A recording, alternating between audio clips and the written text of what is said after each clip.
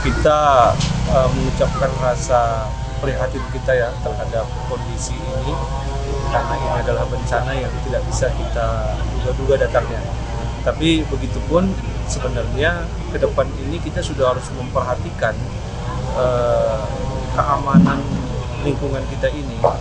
Ke depan mungkin kita akan mengusulkan ini kepada pihak pemerintah untuk melakukan pengukuran topografi, karena di lembah ini ada 2 desa yang sangat padat aktivitasnya, karena juga daerah dari kunjungan wisata. Itu harus diperhatikan ke depannya supaya kita bisa meminimalisir korban. Jadi dengan adanya pengukuran topografi itu saya pikir nanti kita juga sudah bisa mengaktifkan warning system.